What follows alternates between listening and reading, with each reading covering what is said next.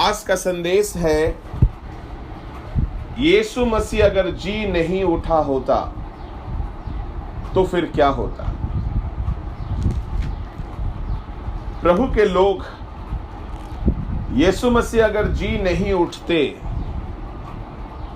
तो फिर हमारा मसीहियत का कोई महत्व नहीं होता।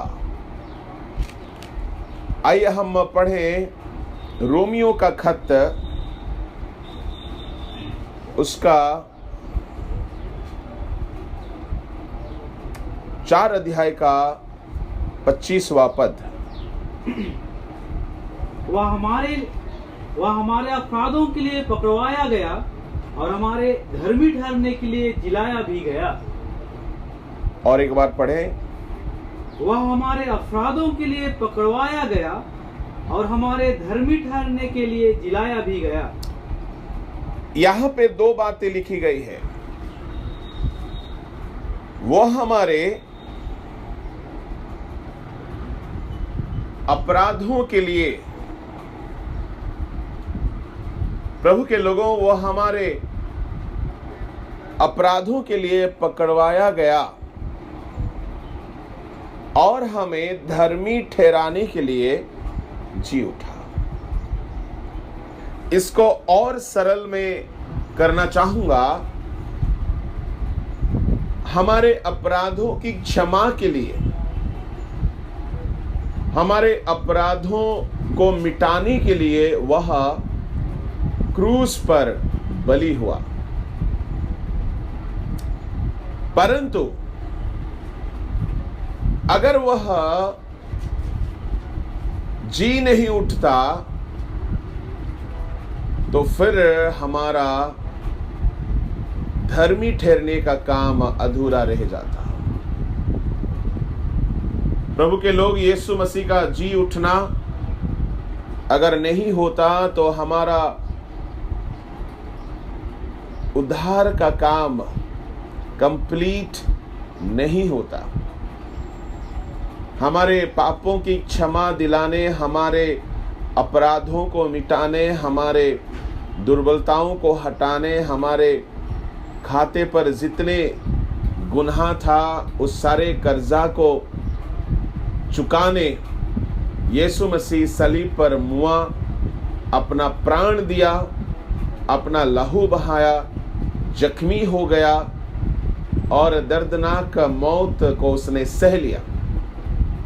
यह हमारे गुनाह की सजा था। गौर फरमाइएगा, एक बात आपको सुनकर ताज्जुब लगेगा।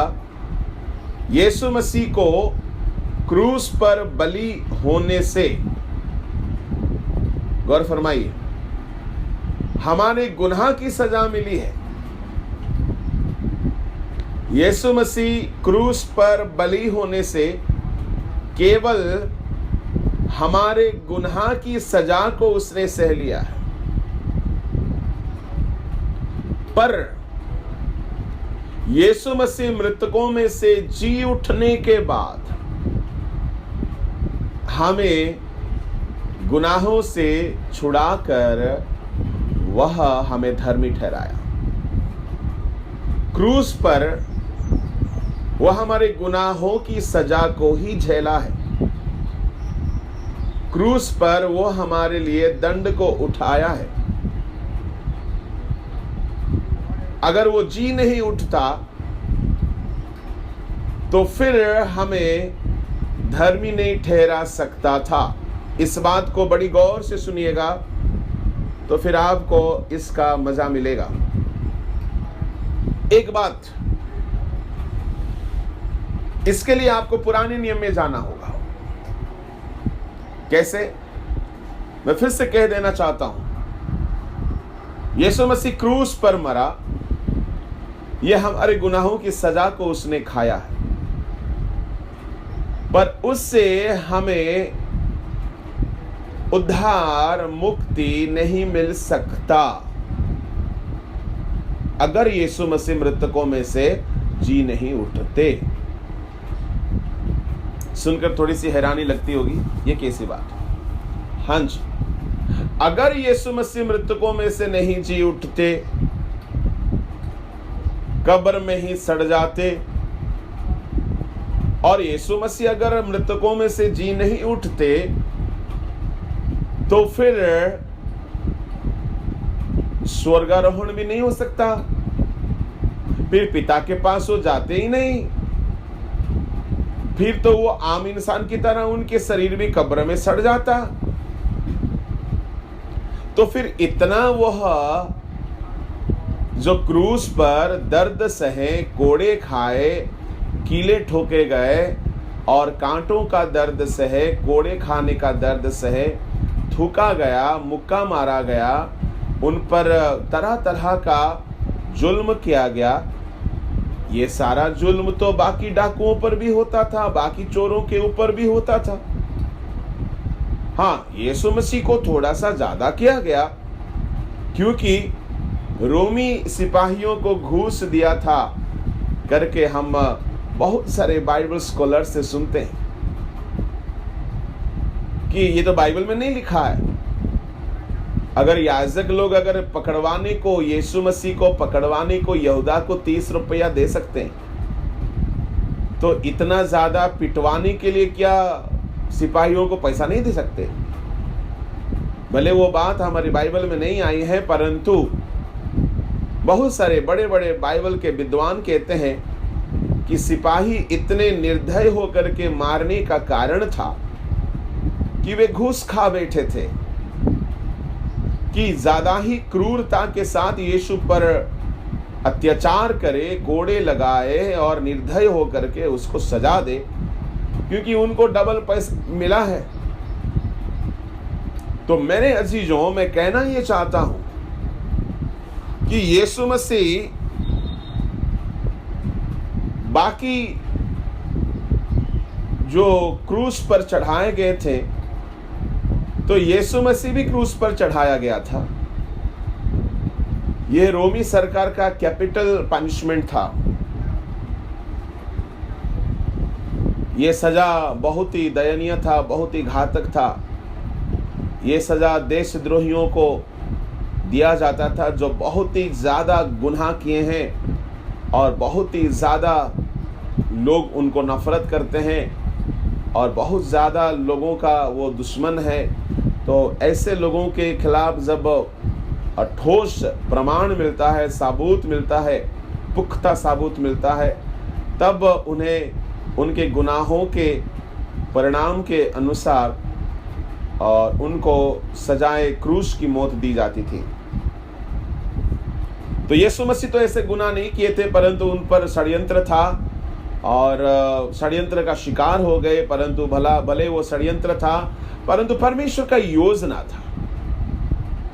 तो क्रूस का मौत सिर्फ यीशु मसीह को नहीं मिला है, यीशु मसीह के पहले भी क्रूस का मौत बहुत से लोगों को मिला है।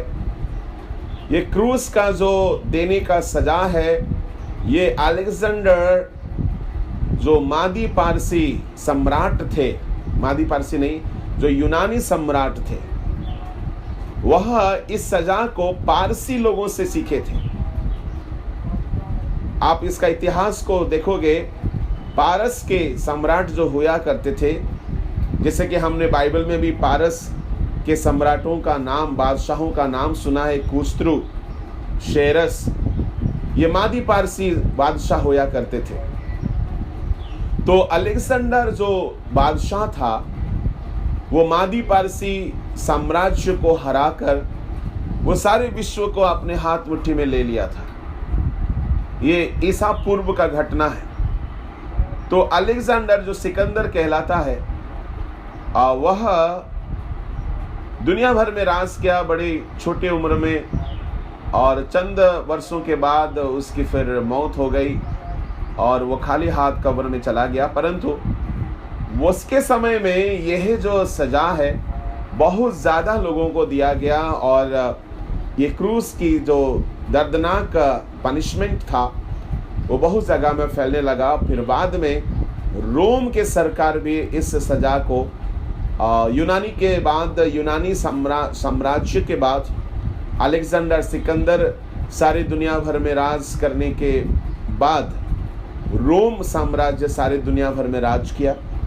और सिकंदर से यानी अलेक्जेंडर से इस सजा को रोम के सरकार भी अपना लिए और बड़े घातक गुनहगारों को, देशद्रोहियों को, जिस पर बहुत ज़्यादा आरोप लगा है, जिसको सजाए मौत देना चाहिए, उसको फांसी नहीं दी जाती थी, उसको तड़पा तड़पा कर सलीब पे मार दिया जाता था और उसको आकाश के पंछी जिंदा नोच के उसके आँख को नोच के खा जाते थे, क्योंकि वो हाथ बंधा हुआ है, कीले से जड़े हुए हैं, पैर जड़ा हुआ है। तो कौवे आते थे और चील आते थे और उकाब गीद आते थे और उसके आँख को नोच के खाते थे, उसके मांस को नोच नोच के खाते थे। तो ऐसे इस तरह का सजा होता था। तो इंसान को तो बहुत ही जख्मी करके सलीब पे मारते थे। तो ये सजा देखने वालों को बहुत ही डर पैदा होता था, इसलिए लोग उतना बड़ा गुनाह नहीं करते थे जो साधारण इंसान होते थे इस सजा को सुनने के बाद। तो ये सजा बहुत ही पेनफुल था और बहुत लंबे समय तक झेलने वाला था। तलवार से मारने से झट से मौत आ जाती थी और भूखे शेरों के सामने छोड़ने से घंटों के अंदर, 1 घंटे भर के अंदर वो खा जाते थे, मर जाता था। परंतु ये जो सजा है ये घंटों चलता था, दिन भर चलता था और तड़प तड़प के गुनहगार मरते थे। तो यीशु मसीह को इस तरह का सजा दिया गया क्योंकि लोगों का ईर्ष्या का वह शिकार बन गए, खास करके पुरनियों का, याजकों का, फारिसियों का और सदकियों का ईर्ष्या का वो शिकार बन गए। तो मेरे अजीज खुदा के लोगों, यीशु मसीह सलीब पर ऐसा मरा, ये पहला बार नहीं था कि धरती में ऐसा सजा किसी को दिया गया, ये पहला सजा नहीं था। इससे पहले भी बहुत सारे गुनहगारों को सजाए मौत क्रूस की दी गई थी। बहुत सारे अनजान भाई बहने हैं, मैं उन लोगों के लिए इस बात को साफ कहना चाहूंगा कि सजाए क्रूस की मौत यीशु मसीह को ही पहला नहीं मिला, उससे पहले भी कई लोगों को दी गई थी। और यीशु मसीह के साथ भी 2 डाकुओं को चढ़ाया गया और वे भी क्रूस पे ही मरे। मेरे प्रभु के लोगों,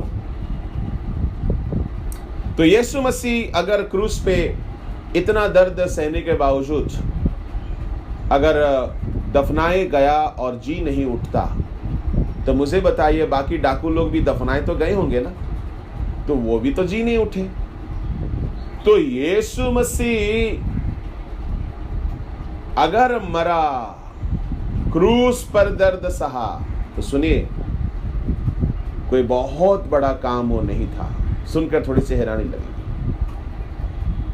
यीशु मसीह दफनाया गया, वो भी बहुत बड़ा बात नहीं था, क्योंकि बाकी सारे क्रूस पे मरने वालों को भी दफनाया गया था। यीशु मसीह जी उठा, ये यीशु मसीह का सबसे अहम बात था, क्योंकि धरती में क्रूस पर मरे हुए किसी ने भी मृतकों में से जी नहीं उठा। क्रूस पर छोड़ो या नॉर्मल साधारण बुजुर्ग होकर, पूर्णायु होकर मरने वालों में से भी किसी महान व्यक्ति, किसी धनवान व्यक्ति, किसी ज्ञानवान व्यक्ति, किसी बादशाह, किसी पुण्य काम करने वाले व्यक्ति, किसी संत कहलाने वाले व्यक्ति, किसी नबी कहलाने वाले व्यक्ति, सब कोई ने मरा है, पर कोई जी नहीं उठा है, कोई जी नहीं उठा है, सिर्फ हमारे यीशु मसीह जी उठे हैं। इसलिए मेरे यीशु मसीह को विश्वास करने वाले आप मुबारक लोग हैं, धन्य लोग हैं कि आप एक ऐसा परमेश्वर को अपना प्रभु मानते हो जो कि मृतकों में से जी उठा, दुनिया के बाकी सारे प्रभुओं में से श्रेष्ठ है, सर्वशक्तिमान है। मौत के ऊपर फतह पाना, जय पाना किसी की बस की बात नहीं थी। मैं आपसे क्यों ये बात कहना चाहता हूं? बात यह है, अगर यीशु मसीह जी नहीं उठता तो फिर यीशु मसीह क्रूस पे दर्द सहना बाकी डाकुओं के दर्द सहने के बराबर था। यीशु मसीह अगर जी नहीं उठता तो वो सर्वशक्तिमान नहीं कहलाता, क्योंकि क्रूस की सजा केवल यीशु मसीह को ही नहीं मिला, बहुतों को मिला है। मेरे प्रभु के लोगों, मैं ये कहना चाहता हूं, यीशु मसीह क्रूस पर हम सबके गुनाहों की सजा को सहा है। परंतु उद्धार का काम क्रूस पर कंप्लीट नहीं हुआ। सुनकर थोड़ी सी हैरानी लगेगी। आपके और मेरे गुनाहों की क्षमा का काम क्रूस पर कंप्लीट नहीं हुआ। तो फिर आप सवाल करोगे, पादरी साहब फिर ये क्यों कहा गया है कि पूरा हुआ है? यीशु मसीह ने क्रूस पर क्या कहा? पूरा हुआ। तो कौन सा काम पूरा हुआ? फिर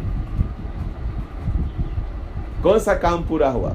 सजा खाने का काम पूरा हुआ, बलिदान का काम पूरा हुआ, क्रूस पर बलि होने का काम पूरा हुआ। मैं आपको कहना चाहूंगा, बड़ा सरलता से कहने की समझाने की कोशिश कर रहा हूं। इसके लिए हमें थोड़ा सा चलना पड़ेगा लेवियों के किताब। आज थोड़ा सा धीरे धीरे आपको समझाने की प्रयास करूंगा, क्योंकि ये बात जानना अच्छा है। हम पुनरुत्थान के लिए तभी हम आग्रह रखेंगे, क्योंकि पुनरुत्थान नहीं तो फिर हमारे मसीहियत का कोई महत्व नहीं है। आप पढ़ सकते हैं लेवियों की किताब, उसका 16 अध्याय और उसका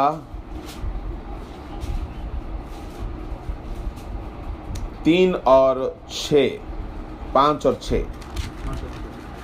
3, 5, 6। जब हारून पवित्र स्थान में प्रवेश करे तब इस रीति से प्रवेश करे, अर्थात पाप बलि के लिए एक बछड़े को और होम बलि के लिए एक मेढ़े को लेकर आए।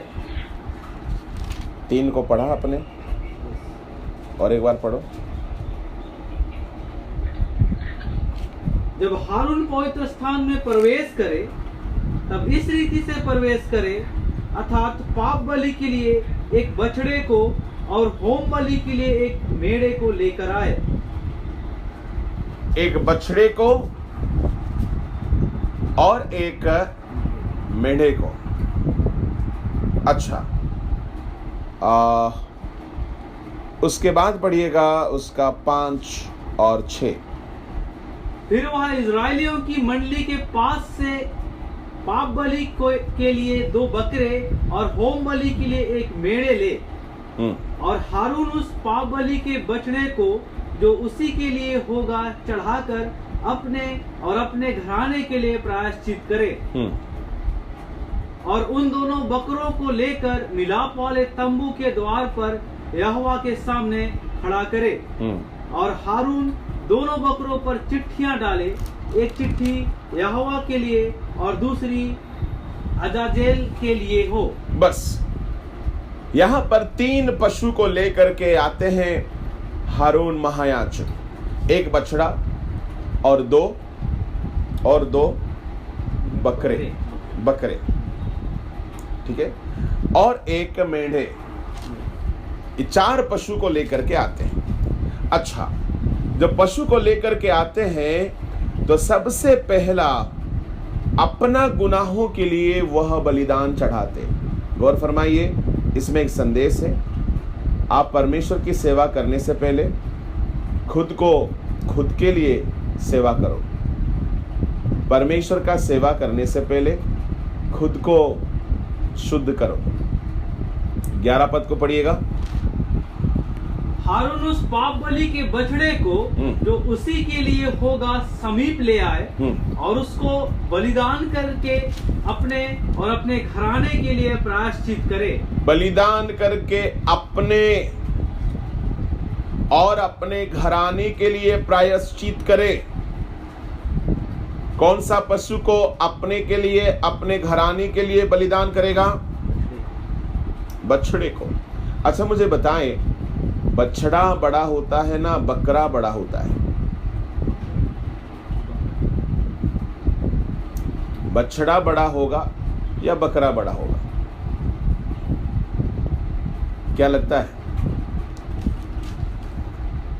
जरूर बछड़ा ही बड़ा होगा, क्योंकि बकरा जब पैदा होता है तो बहुत ही छोटा रहता है, और बछड़ा जब पैदा होता है तो बकरा का बराबर रहता है। तो बछड़ा बड़ा है और बकरा उससे जरूर छोटा है। इज़राइल देश बड़ा है या हारून का परिवार बड़ा है? इज़राइल देश बड़ा है। अच्छा, तो इज़राइल के लिए कौन सा पशु को बलि करना है? बकरा को बलि करना है। और हारून के परिवार के लिए कौन सा पशु को बलि करना है?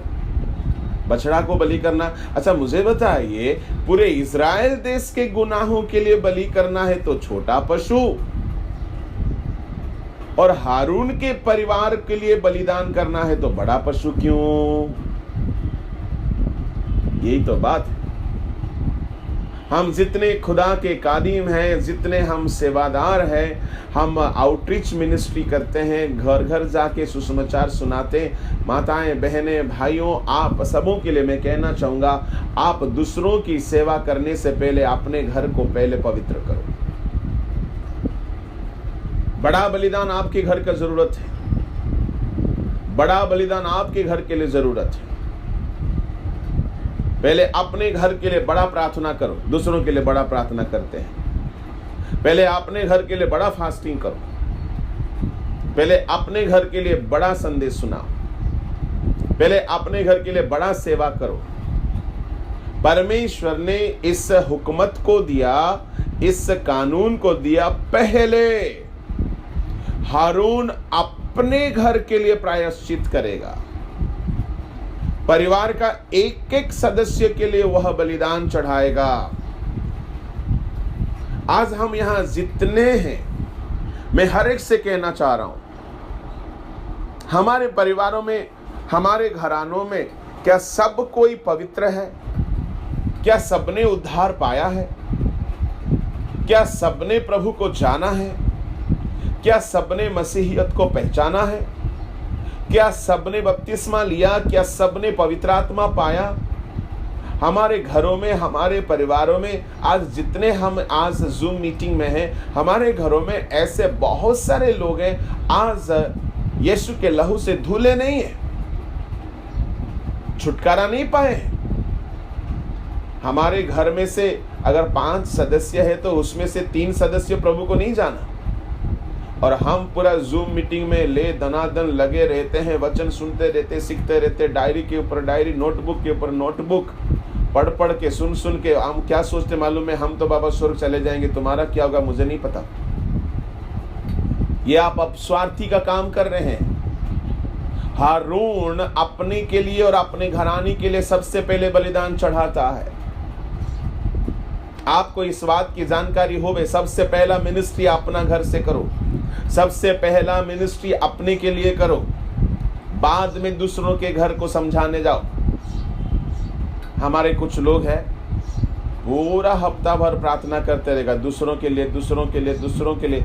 अरे बाबा, दूसरों के लिए करना तो अच्छी बात है, पर हारून महायाजक, बाइबल का पहला महायाजक, जो सर्वश्रेष्ठ महायाजक में से एक है, उस महायाजक को खुदा ने आदेश दिया, और सारे महायाजकों के लिए यह आदेश जारी है कि सबसे पहले अपने घर को ठीक करने के लिए प्रायश्चित करना।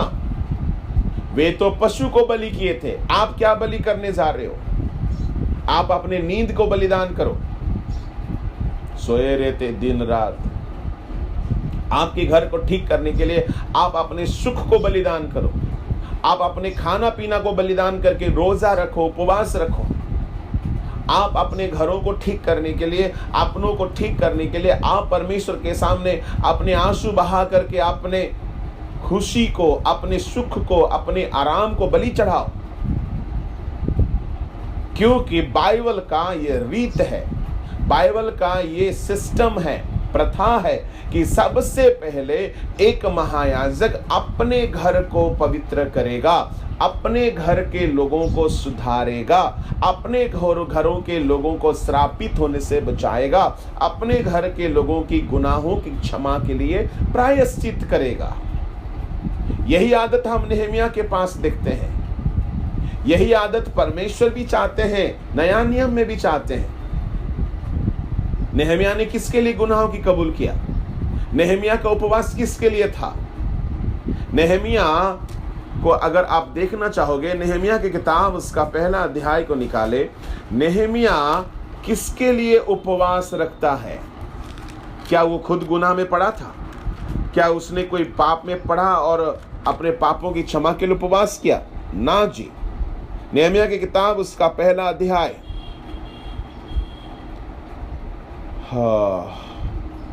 6-7।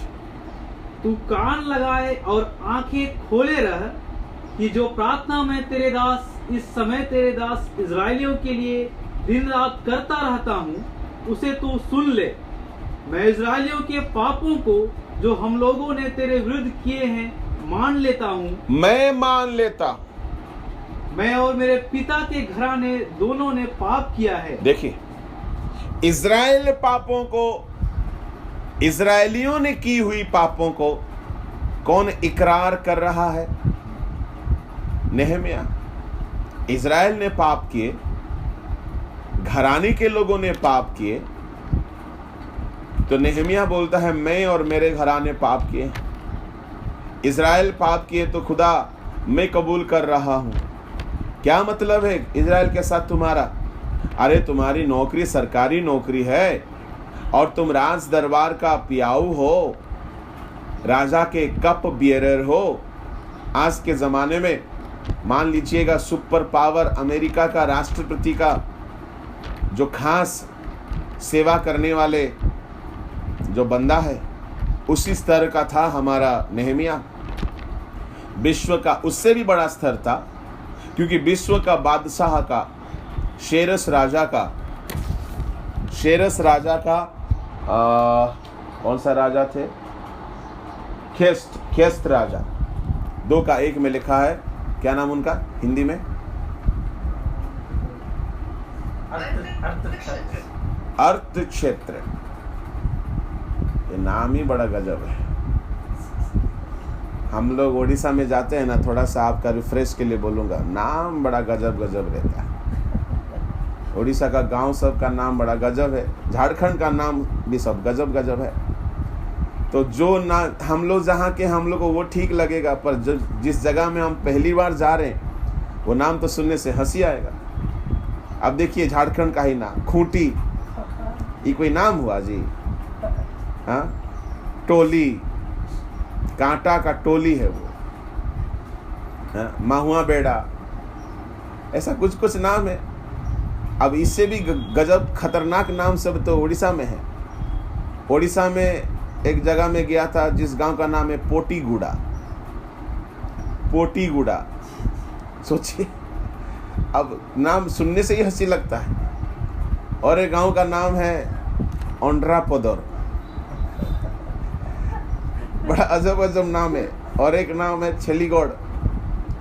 तो चलिए, तो ऐसे नाम सब बड़ा अजब है। बाइबल का नाम भी अर्थ क्षेत्र।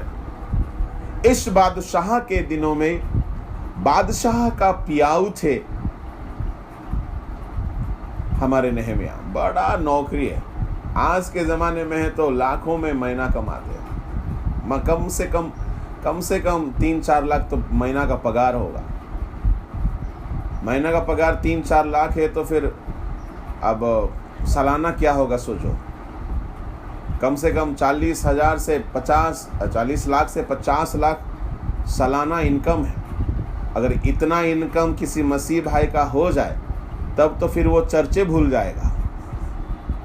फिर बोलेगा चर्च कहाँ है, पादरी को हमारा घर में आके संडे सर्विस करने बोलेगा। फिर वो बोलेगा कि अब हमको प्रभुवश घर में लाके दो। माने इतना धनवान होने से लोगों का बुद्धि खोपड़ी उल्टा चलने लगता है। नेहमिया ऐसा नहीं था। इतना बड़ा ऑफिसर होने के बावजूद वह इस्राएल का गुनाह के लिए खुद कबूल कर रहा है और पश्चाताप कर रहा है। आपको सुनकर हैरानी होगी, 4 महीना तक उपवास किया उसने। 4 महीना तक उपवास किया, दूसरों की गुनाहों को परमेश्वर से माफी दिलाने। मैं और मेरा घराने पाप किया हूं। प्रभु के लोगों, खुदा के सेवा वही कर सकता है जो पहले अपने घर के लिए प्रायश्चित किया हो, जो अपने घर के लिए खड़ा हुआ हो, वही कर सकता है। नया नियम में भी हम इस बात को देखते हैं। कर्नेलियुस को परमेश्वर ने क्या कहा? तू और तेरा घराना उद्धार पाएगा। जाओ पतरस को बुला कर ले आ। God is very much concerned about the salvation of entire family, entire household. 11 अध्याय का 13-14 पद प्रेरितों के काम में लिखा गया, तू और तेरा घराना उद्धार पाएगा। पढ़िए। उसने हमें बताया कि उसने एक स्वर्गदूत को अपने घर में खड़ा देखा, जिसने उससे कहा, याफा में मनुष्य भेजकर शमौन को, जो पतरस कहलाता है, बुलवा ले। वह तुमसे ऐसी बातें कहेगा जिनके द्वारा तू और तेरा घराना उद्धार पाएगा। तू और तेरा घराना उद्धार पाएगा। घराना का उद्धार पहले होना चाहिए। मैं लगातार दुआ करते आ रहा हूं, हमारे घराने में भी बहुत सारे लोग जो उद्धार नहीं पाए, एक एक करके उद्धार को पा रहे हैं। तू और तेरा घराना उद्धार पाएगा। हारून से कहा गया, अपने घर के लिए पहले बछड़े को बलिदान करो। बड़ा बलिदान, बड़ा प्रायश्चित, बड़ा प्रार्थना, बड़ा उपवास अपने घर के लिए करना पहले। अब हारून क्या करता है? चलिए लेवी की किताब में, लेवी की किताब उसका 16 अध्याय में हारून बड़ा बलिदान, बछड़े का बलिदान अपने घर की शुद्धिकरण के लिए करता है। ओके, अब नीचे पढ़ें और उसका 14 पद। तब आप बछड़े के लहू में से कुछ लेकर पूर्व की ओर प्रायश्चित के ढकने के ऊपर अपनी उंगली से छिड़के, और फिर उस लहू में से कुछ उंगली के द्वारा उस ढकने के सामने भी 7 बार छिड़क दे। फिर वह उस पाप बलि के बकरे को, जो साधारण जनता के लिए होगा, बस अब पहले उस पशु को बलि करेगा, बछड़ा को बलि करेगा, और उसका खून को लेकर के जाएगा कहां पर? पूर्व की ओर। और कहां पर छिड़केगा? हाँ, 14 पढ़ो। तब वह बछड़े के लहू में से कुछ लेकर पूर्व की ओर प्रायश्चित के ढकने के ऊपर, प्रायश्चित के ढकने में इसलिए रुक गया था कि हिंदी शब्द मुझे चाहिए था। प्रायश्चित के ढकने पर 7 बार छिड़केगा। किसका लहू? बछड़े का लहू। जो शुरू से आखिर तक नहीं सुनेंगे तो आपको कुछ समझ में नहीं आएगा, कुछ नहीं बुझाएगा आपको। गौर फरमाइए, प्रायश्चित के ढकने पर 7 बार बछड़े का लहू छिड़केगा। यह प्रायश्चित का ढकना होता क्या है और ये कहाँ होता है? आपको ये लहू छिड़के जाने के बारे में जानने से पहले ये ढकना कहाँ रहता है? प्रायश्चित के ढकने पर जो लहू छिड़केगा ये रहता कहाँ है? क्या होता है? ये प्रायश्चित का जो ढकना है ये वाचा का संदूक का ऊपर वाला ढक्कन है। ये कहाँ रहता है? अब चलो, जो बाइबल के जानकार व्यक्ति है, मिलाप वाले तंबू में 3 भाग है। गौर से सुनिएगा, इसलिए मैं बोलता हूं बाइबल पढ़ना। मिलाप वाले तंबू में 3 भाग है। एक है आंगन, दूसरा है पवित्र स्थान, तीसरा है अति पवित्र स्थान। तो आंगन में जो है बलि होता है, बलि, आंगन में बलि होता है। और बलि चढ़ाने के लिए आंगन में एक वेदी होता है जो 5 फीट चौड़ाई, 5 फीट लंबाई, 5 फीट ऊंचाई, पीतल का होता है। बाबुल की लकड़ी से बना हुआ है पर पीतल मड़वाया हुआ है। इसी वेदी पर बलि करके पशु को ये होम किया जाता है, बलि जलाया जाता है। अच्छा, तो आंगन में बलि किया गया, बछड़ा को घात किया गया, पर प्रायश्चित का ढकना में जाके छिड़कना है। ये प्रायश्चित का ढकना कहाँ है? कोई तो बताए, अनम्यूट करके बताए। ये प्रायश्चित का ढकना यानी वाचा का संदूक का ढकना ये रहता कहाँ पर है? हाँ जी,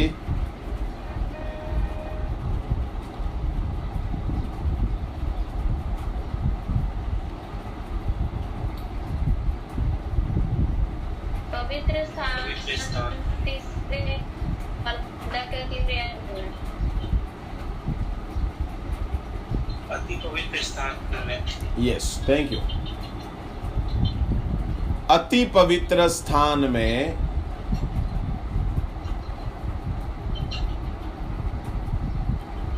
अति पवित्र स्थान में ये रहता है।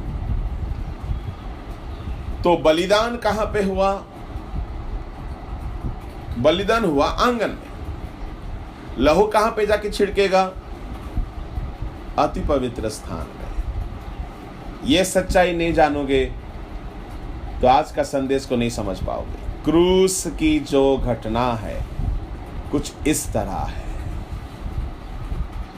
बलिदान हुआ है आंगन में, पर लहू छिड़का जाता है अति पवित्र स्थान के वाचा का संदूक के ऊपर के प्रायश्चित के ढकने पर। इस बात को समझना, तभी जाकर के बलिदान कंप्लीट है। पशु को बध कर दिए, पशु को टुकड़े टुकड़े कर दिए, पशु को खाल उतार दिए, पशु का खून निकाल दिए, परंतु अगर पशु का लहू को लेकर के अति पवित्र स्थान में जाकर अगर लहू का छिड़काव प्रायश्चित के ढकने पर अगर नहीं किए तो फिर बलिदान का काम पूरा हुआ क्या? नहीं हुआ, अधूरा है। ठीक है, अच्छा, ये तो इज़राइल के लिए नहीं किया था, ये हारून महोदय ने अपने परिवार के लिए किया था। अब इज़राइल के लिए कैसा करता है जरा सा सुने तो बात और मजेदार होगी। 15वां पद। फिर वह उस पाप बलि के बकरे को जो साधारण जनता के लिए होगा बलिदान करके उसके लहू को बीच वाले पर्दे के भीतर ले आए, और जिस प्रकार बछड़े के लहू से उसने किया था ठीक वैसा ही वह बकरे के लहू से भी करे, अर्थात उसको प्रायश्चित के ढकने के ऊपर और उसके सामने छिड़के। देखिए, अब इज़राइल के लिए जो बकरा को ठहराया गया था इज़राइल के गुनाहों की क्षमा के लिए, वैसे ही करेगा। उसको आंगन के पास, आंगन में उसको बद्ध करेगा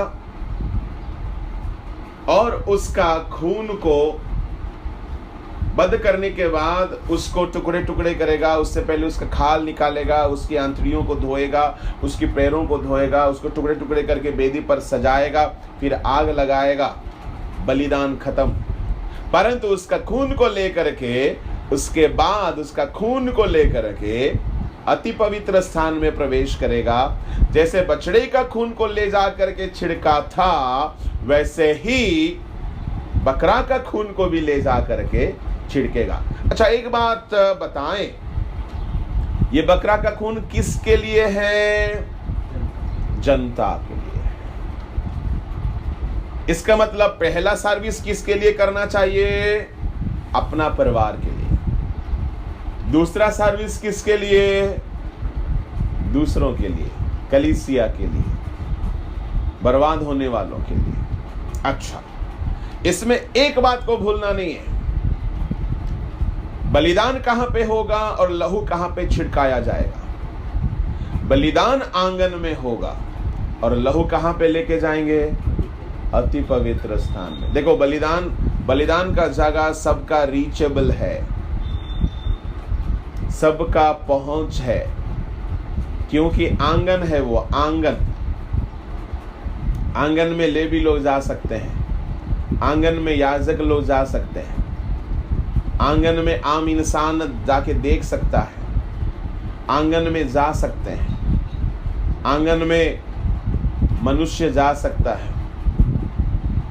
मेरे प्रभु के लोगों, उसी तरह अति पवित्र स्थान में कोई नहीं जा सकता। साल में एक दिन महायाजक 2 बार जाएगा। एक पहला अपना घर के लिए प्रायश्चित का लहू छिड़कने, दूसरी बार फिर आ जाएगा, बकरा का लहू लेके जाएगा और लहू को छिड़केगा। एक बात बताइए, तभी जा करके पापों का क्षमा का काम पूरा होता है, कंप्लीट होता है। मान लीजिए महायाजक बलि कर दिए, ठीक है, पशु को पूरा घात कर दिए और उसका खाल उतार दिए और उसको टुकड़े टुकड़े कर दिए, पानी से उसके अंतड़ियों को, पचोनी को, उसका पैरों को धो दिए और बेदी बड़ा बढ़िया से सजा दिए और उस पर हर तरह का टुकड़े टुकड़े किए हुए मांस को रख दिए और आग लगा दिए और हवन बहुत बढ़िया से हुआ और परमेश्वर के सामने उस बलिदान का पशु को पूरी तरह से राख कर दिए। बलिदान कंप्लीट हुआ, परंतु याजक उस लहू को लेकर के अंदर नहीं गए। जैसे ही भीतर प्रवेश गए तो मर गए। तो मुझे बताइए, क्या बलिदान का काम कंप्लीट हुआ? नहीं हुआ। लहू को ले जाकर के जब तक प्रायश्चित के ढकने पर नहीं छिड़का जाएगा तो बलिदान का काम कंप्लीट नहीं हुआ है। मेरे प्रभु के लोगों, आज मेरे कहने का भाव यह है, यीशु मसीह आंगन में, क्रूस पर आंगन में, यानी गलगथा की आंगन में, गलगथा की पहाड़ की चोटी रूपी आंगन में, कालवरी के पहाड़ के आंगन में, पहाड़ की कालवरी के पहाड़ रूपी आंगन में यीशु मसीह को घात किया गया। हमारा मेमना, हमारा यीशु मसीह उस बकरे की तरह, उस बछड़े की तरह, उस मेमने की तरह घात किए गए। कहां पे पशु घात किया जाता है? आंगन में घात किए जाते। यीशु मसीह जख्मी हो गए, बहुत ही दर्दनाक मौत सहे और उनको बध किया गया। अब बताइए, अब लहू लेकर के प्रायश्चित के ढकने में छिड़कने का काम हुआ क्या उस दिन? नहीं हुआ है। वो काम कब हुआ पता है? उसके लिए चलना होगा आपको हिब्रानी 9 अध्याय का 11-12।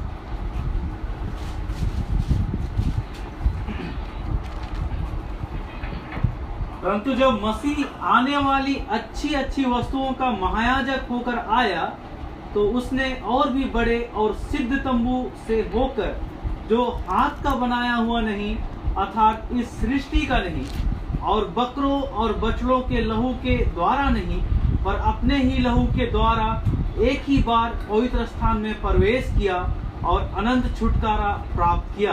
हालेलुया। यीशु मसीह यहाँ पर, और एक बार पढ़िए उसका 11 पद को। परंतु जब मसीह आने वाली अच्छी अच्छी वस्तुओं का महायाजक होकर आया, यीशु मसीह अच्छी अच्छी वस्तुओं का महायाजक बन करके आया, तो उसने और भी बड़े और सिद्ध तंबू से होकर, जो हाथ का बनाया हुआ नहीं अर्थात इस सृष्टि का नहीं। एक मिनट, बड़े तंबू, छोटा तंबू नहीं है, श्रेष्ठ तंबू, साधारण तंबू नहीं है, हाथ का बनाया हुआ नहीं है और इस धरती का नहीं है। तो मतलब और एक तंबू है जो स्वर्ग में है, और यीशु मसीह उस तंबू का महायाजक बन गया। आपको खाली एक लाइन में कहना चाहूंगा, यीशु जब मृतकों में से जी उठा, महायाजक बन के जी उठा। और यस, हिब्रानी उसका 5 अध्याय का, उसका 9, 10, 11 पढ़ोगे तो उस बात लिखा गया है। यीशु मसीह दुख उठा और दुख उठाया और उसके बाद उसको महायाजक का नाम मिला। पढ़ो। और सिद्ध बनकर अपने सब आज्ञा मानने वालों के लिए सदाकाल के उद्धार का कारण हो गया, और उसे परमेश्वर की ओर से मलिकिसिदक की रीति पर महायाजक का पद मिला। यीशु मसीह जब बलिदान हुआ और मृतकों में से जी उठा तो उसको एक नया पद मिला कि महायाजक। अब यीशु मसीह मृतकों में से जी नहीं उठता तो महायाजक का पद नहीं पाते। यीशु मसीह मृतकों में से जी उठने के बाद महायाजक बन गए और एक बड़ा तंबू में प्रवेश करने को तैयार हो गए। हालेलुया। हारून महायाजक तंबू में जाते थे, भीतर बलिदान का पशु का खून लेकर जाते थे। तो यीशु मसीह कौन सा, किसका खून लेकर के जाएंगे? अपना खून लेकर के जाएंगे। हालेलुया। तो मुझे बताइए, तो यीशु मसीह अब जी उठे हैं, अब अपना ही खून लेकर के जाएंगे तो कहां पे? तंबू तो धरती में नहीं है, तंबू तो स्वर्ग में है। तो इसीलिए अपना खून को वह 3 दिन 3 रात कब्र में रह करके जी उठने के बाद महायाजक हो करके अपना खून को ले करके वो पिता के पास जा रहे थे। उस घड़ी मिरियम रोने लगी। तो मिरियम को दर्शन तो दिए, परंतु बोले मत मुझे मत छुओ, क्योंकि मैं अब पिता के पास नहीं गया। मेरे प्रभु के लोगों, यीशु मसीह उसको तसल्ली दिए, जाके बोलो भाइयों को मैं भेंट करूंगा। जाओ गलील में भाई को कहना मैं भेंट करूंगा, पर आप मुझे मत छूना। क्यों? क्योंकि लेवी उसका 16 अध्याय का उसका 17 पद में लिखा गया है, जब महायाजक अपने बलिदान का पशु का, बकरों का, बछड़ों का लहू का सेवा करता रहेगा, कोई मनुष्य वहां पे नहीं होगा। इसलिए यीशु मसीह ने कहा मरियम से, मुझे मत छूना, मैं अब महायाजक बन करके पिता के पास श्रेष्ठ तंबू में खून ले जा करके चढ़ाना चाहता हूं। मेरे प्रभु के लोगों, अब हिब्रानी 9 का 12। और बकरों और बछड़ों के लहू के द्वारा नहीं, पर अपने ही लहू के द्वारा एक ही बार पवित्र स्थान में प्रवेश किया। हाँ। और अनंत छुटकारा प्राप्त किया। एक ही बार, once for all, अनंत छुटकारा, permanent everlasting deliverance, everlasting salvation, eternal salvation, एक ही बार में हमेशा हमेशा के लिए मुक्ति का काम को पूरा कर दिया। आपको पता है इसमें क्या क्या फर्क है? हारून महायाजक हर साल जाते थे बेचारे, पर यीशु मसीह एक बार गए और हर साल का काम पूरा कर दिया। ये पुराने नियम में बछड़ों का, बकरों का बलिदान होता था, नया नियम में यीशु मसीह का बलिदान हुआ। और पुराने नियम में तंबू धरती में था, हाथों का बनाया हुआ था। नया नियम का तंबू स्वर्ग में है, जो बिना हाथ का बना है। नया नियम का महायाजक इंसान, पुराना नियम का महायाजक इंसान होता था। नया नियम का महायाजक मृतकों में से जिंदा हुआ यीशु मसीह है। मेरे प्रभु के लोग, तीसरे दिन जब यीशु मसीह मृतकों में से जी उठा, तब अपना लहू लेकर के स्वर्गीय तंबू में प्रवेश किया, प्रायश्चित के ढकने पर लहू को छिड़का। अब यीशु मसीह का लहू कहां है? धरती में है ना स्वर्ग में है? गलगथा में नहीं है, कालवरी में नहीं है, स्वर्ग में है, स्वर्ग में। इसलिए कोई भी पापी धरती में पश्चाताप करता है तो स्वर्ग से उसका लहू आता है, उसे शुद्ध करता है। हमारा यीशु मसीह कालवरी पे लहू बहाया जरूर है, अरे वो तो आंगन था, आंगन, वहां से लहू को लेकर के वो स्वर्गीय वेदी में रखें, स्वर्गीय प्रायश्चित के ढकने पर रखें, छिड़के हैं। यीशु मसीह का लहू स्वर्ग में है, पवित्र तंबू में, अति पवित्र स्थान में है। तो मैं कहना चाहता हूं, आज का मेरा कहने का संदेश यह है, यीशु मसीह अगर जी नहीं उठता तो यीशु मसीह हमारा उद्धारकर्ता नहीं बन सकता था।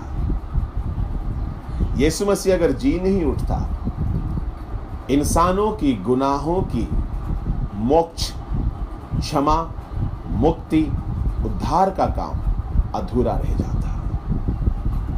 क्योंकि बलिदान होने के बाद खून को ले जाकर के प्रायश्चित के ढकने पर छिड़कने का काम अधूरा रह जाता।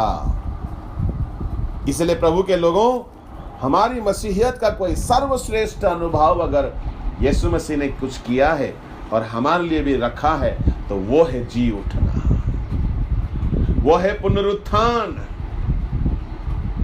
अगर यीशु मसीह जी नहीं उठता तो हम धर्मी नहीं ठहरते। क्यों धर्मी नहीं ठहरते? अरे बाबा, खून पशु का बलि हो गया तो काफी थोड़ी है, उसका तो खून को ले जा करके छिड़कना होगा ना। इसलिए हमने रोमी में पढ़ा उसका 4:25 में। और एक बार पढ़िए।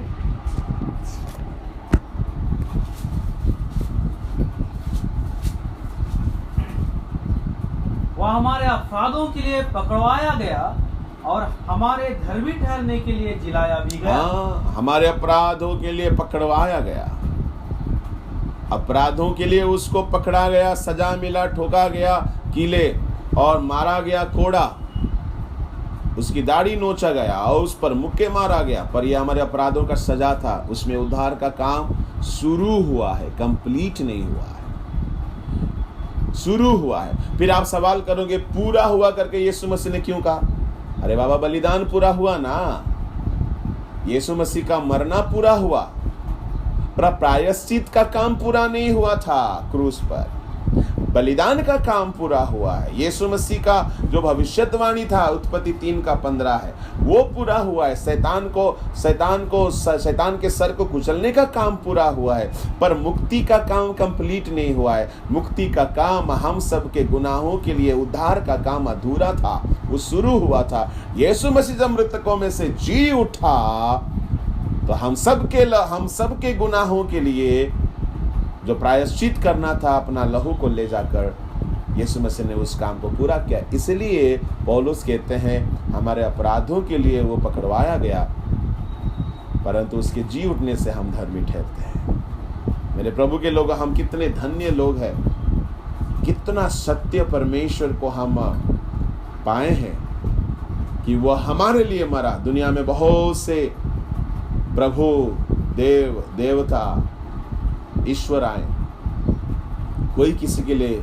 मार तक नहीं खाया, कोई किसी को बचाने के लिए खड़ा नहीं हुआ, कोई किसी को दुख से छुड़ाने के लिए, नरक से छुड़ाने के लिए, शैतान से छुड़ाने के लिए, पापों से छुड़ाने के लिए कोई खड़ा नहीं हुआ।